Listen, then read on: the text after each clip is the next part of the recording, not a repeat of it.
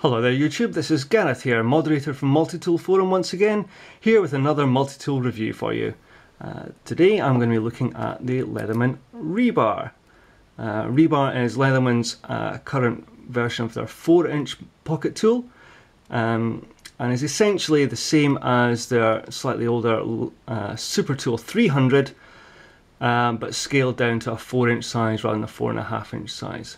Have a look at Leatherman's site for full details on specs of size and weight, etc. It's always been pretty accurate in my experience. So I've got it open here so we can have a look at the multi-tool pliers here. Pliers here, one of the notable features in the pliers, you can see straight away, are these cutters. These are replaceable cutters.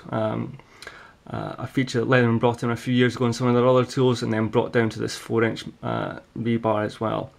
Cutters are excellent, I have to say. I've tried them on a variety of material now.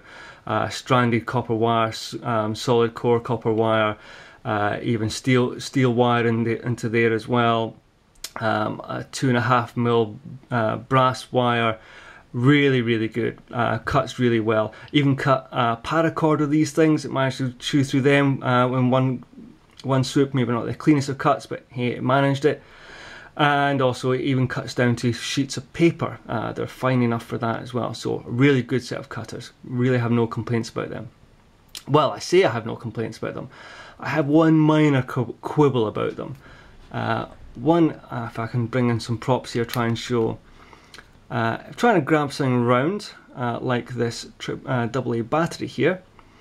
What should happen, or at least in my opinion what should happen, is that these gripping sections here, these nice aggressive teeth that the plier head has, should grip onto the diameter of the cylinder, in this case the battery. And I won't grip too hard because it is a battery.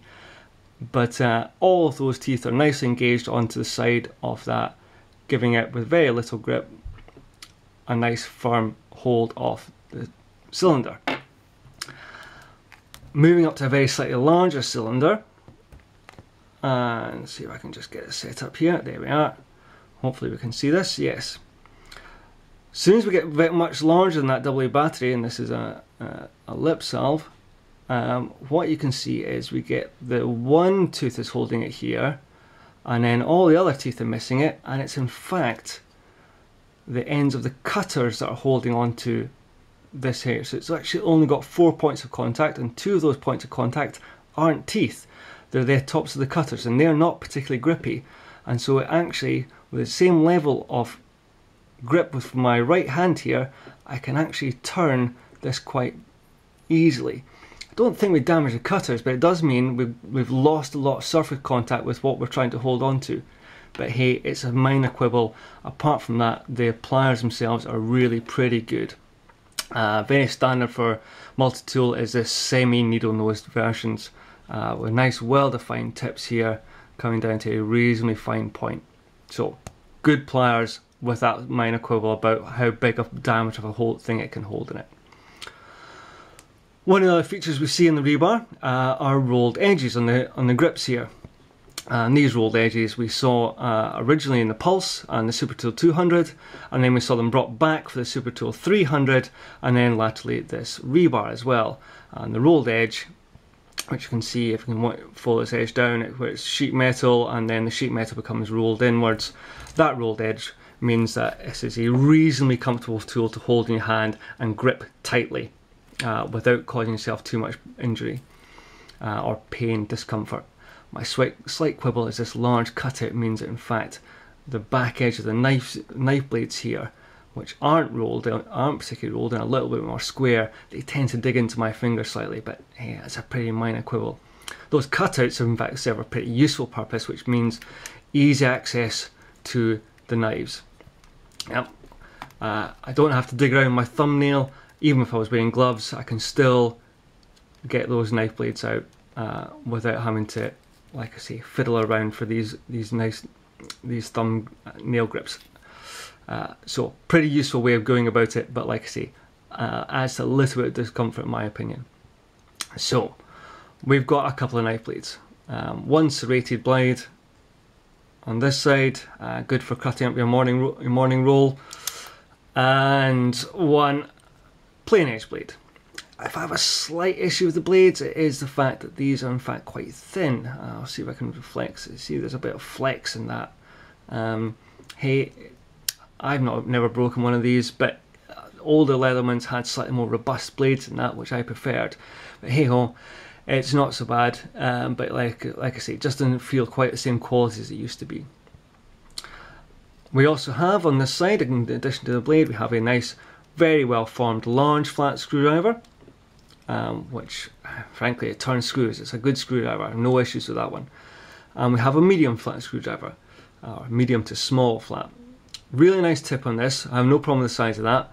I don't like the fact that this tapered wedge means here that trying to get into a tightly recessed screw means that this can get stuck sometimes. It's only happened to me once or twice using this thing, but it has happened, so it's worth noting. I would prefer that to be a lot more parallel, not have this slight flare to it. But if that's not too much of an issue, I was using a screwdriver most of the time, but every so often I've had issues with that, but hey, I can live. We also have an awl. We haven't seen an awl in a 4-inch long Leatherman in quite a long time, not since I believe the original PST, and I have to say the awl on that was pretty terrible. Happily this one isn't. This is nice. I've got a nice sharp edge on the back here where my finger is. I say sharp, reasonably sharp. It could be sharper, but hey, I can always put a stone to that and put an edge on it myself. Nice sharp point, and a sewing eye, which I've never used, and I don't know many people who ever have. Again, if I have a slight issue, is the fact that this is actually quite a broad blade. I would prefer this to be slightly slimmer here, giving at least giving a nice taper, so being able to vary how wide a hole is. Once you get going with this, it pretty fast becomes quite a large hole. You're forced to cut with the awl here, but hey, it's better than not having one, that's for certain. We also have a file and the accompanying lanyard ring. I never use lanyard rings, but there's one there if you want it.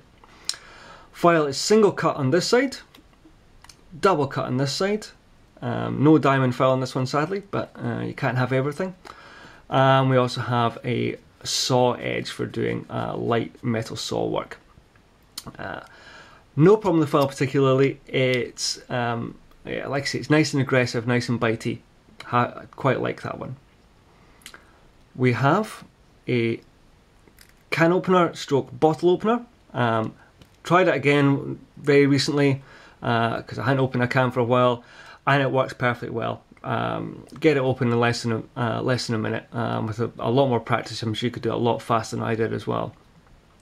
As a cap lifter, I've mentioned before, we occasionally have the problem with the tip of this piercing the cap rather than lifting the cap off. But if you're careful and you know that's a possibility, I find that doesn't normally become an issue. We also have here, just at my index finger, a wire stripping notch. I never use a wire stripping notch. I just use the knife blade myself. But hey, it's there. It doesn't take up any extra room, so why not have it if you are inclined to use it yourself. We also have Leatherman's excellent Phillips screwdriver. Leatherman have always been good at making Phillips screwdrivers, and this is no exception. Really good shape, really good profile. Like this a lot. And the square shank on this one, you can see here, acts as a mounting point for Leatherman's 1/4-inch bit adapter, which you can buy separately. Also works in the Gerber version as well if you happen to own one of them. There's no point in buying two, but I didn't tell you that. So adds adaptability, is a really good Phillips screwdriver, no problem with that, really like it. And we also have a saw. Let's just see if I can get that in focus. There we go. Pretty good saw, I have to say. I like it. For one thing, it is thin, and unlike a knife blade, this is generally a good thing in a saw blade. When these start getting too fat, what you can do is create lots and lots of resistance against the wood you're trying to cut, which just makes cutting harder. With this being nice and thin, it makes it nice and easy to cut. The teeth are angled so it only cuts on the pulling stroke rather than the pushing stroke, as you see in most conventional saws. So I'm going to be cutting backwards and doing very little cutting on the forward motion. This helps stop bend this fairly thin saw here. all the tools lock open, all the tools stow away, and when you close this up, it is a nice compact little tool. If I've sounded negative about the Rebar, I don't mean to be. I think it's a really good little tool. Nice and slim, nice and lightweight, a good successor to the original PST and all the ones that came before it. Very happy. Okay, YouTube, thanks for listening, and you'll hear from me again. Goodbye.